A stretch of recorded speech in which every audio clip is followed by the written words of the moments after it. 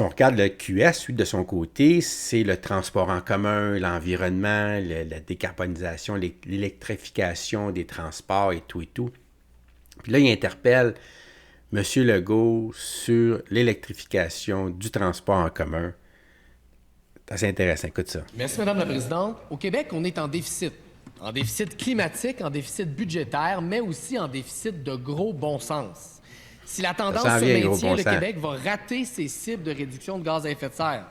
Si la tendance se maintient, on se dirige vers des coupures de services dans le transport en commun parce que les sociétés de transport sont dans le rouge. Mais en ce moment, le plan de la CAQ, c'est d'électrifier... Puis pourquoi ils sont dans le rouge, tu penses?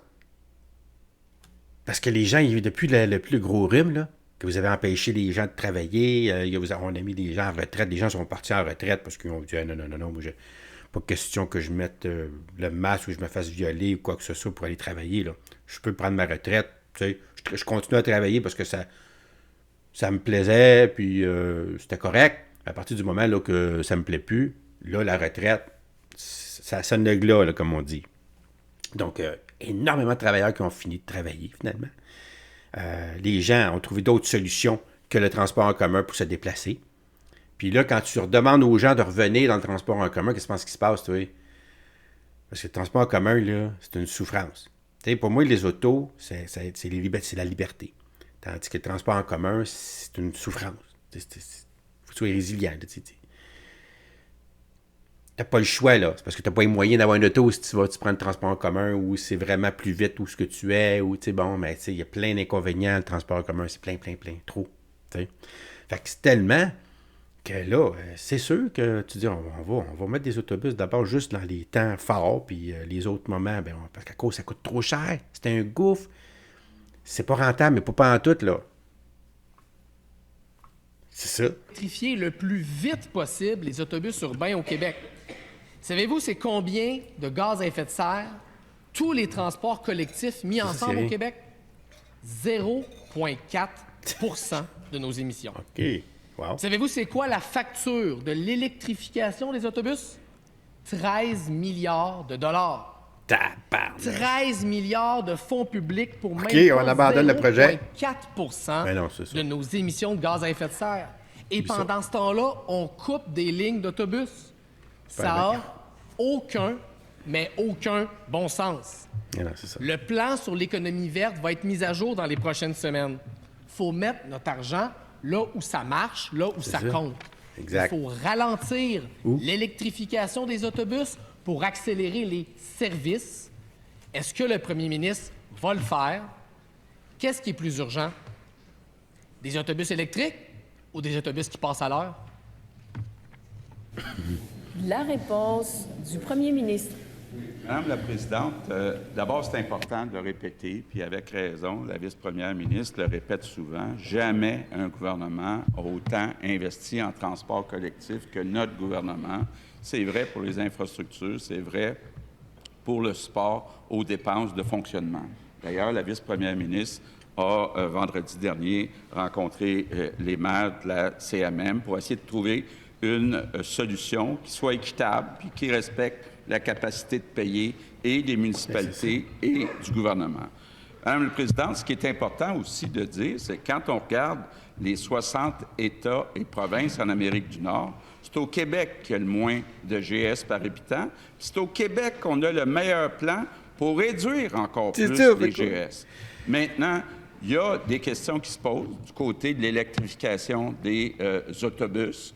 Donc, c'est quelque chose que ma collègue regarde. Donc, on ne renonce pas aux cibles de réduction de GES, puis on essaie justement, avec le plan pour une économie verte, de choisir les investissements où il y a le plus de rendement dans le sens de réduire les GS.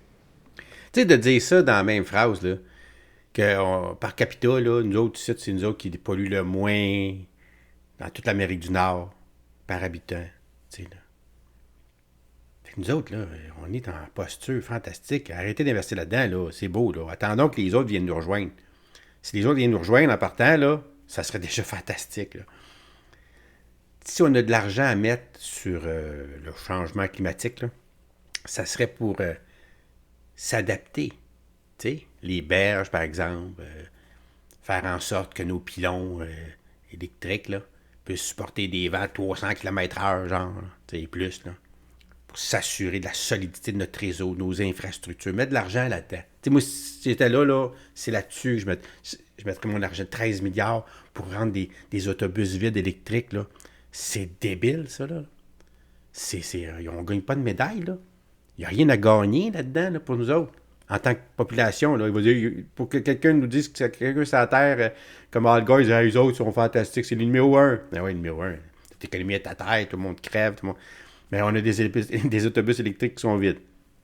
Il n'y a pas rien à gagner de faire ça. Il faut y aller avec la logique. Là, c'est ça qu'il dit. Là, on va choisir là, qu'est-ce qui pourrait être rentable. On va dire une affaire. Première complémentaire.